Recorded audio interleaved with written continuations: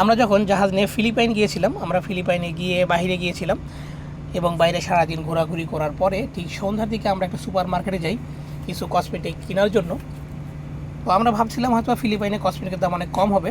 আমরা যে সুপার মার্কেটে গিয়েছিলাম এটা ঠিক চতুর্থ তলায় এই কসমেটিক আইটেমের ফ্লোরটা, এই ফ্লোরটা সম্পূর্ণই কসমেটিক আইটেম, বিভিন্ন দেশের ব্র্যান্ডের কসমেটিক এখানে পাওয়া যায় এবং এই সেকশনটা শুধুমাত্র ফিলিপাইনে নিজস্ব প্রোডাক্ট। তো এখানকার কসমেটিকের দাম শুনে আপনারও মাথা খারাপ হয়ে যাবে, এত দাম। ছোটোখাটো একটা সাবান কিনতে গেলেও মিনিমাম বাংলাদেশি টাকার 400 থেকে 500 টাকা লাগে, এত দাম। আর শ্যাম্পু বলেন, লোশন বলেন, সব কিছুর দাম এখানে অনেক বেশি। এদের নিজস্ব প্রোডাক্টের দাম অনেক বেশি ইন্টারন্যাশনাল প্রোডাক্টের চাইতেও।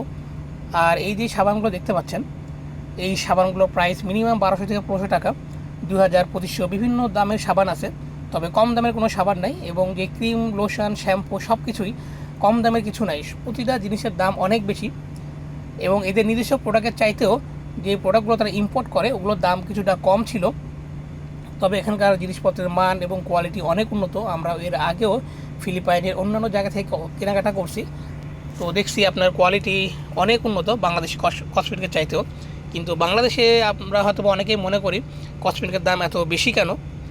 আসলে যেই কসমেটিকগুলো দেশের বাইরে থেকে সরাসরি বাংলাদেশে ইম্পোর্ট করে, যদি সেটা অরিজিনালি বাইরের প্রোডাক্ট হয় তাহলে সেই কসমেটিকের দাম অবশ্যই বেশি হবে।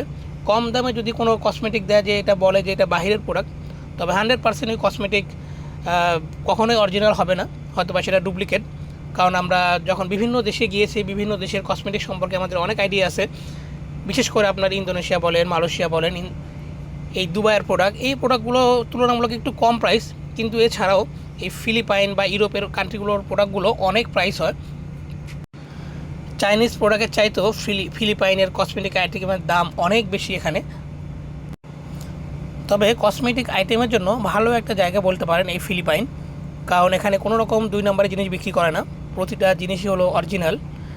এবং এই জন্যই হয়তোবা সব কিছুর দাম অনেক বেশি এবং মানসম্মত। যারা হয়তোবা ব্যবহার করছে তারাই বলতে পারবে। এই সুপার মার্কেটও ছিল অনেক সুন্দর এবং অনেক বড়।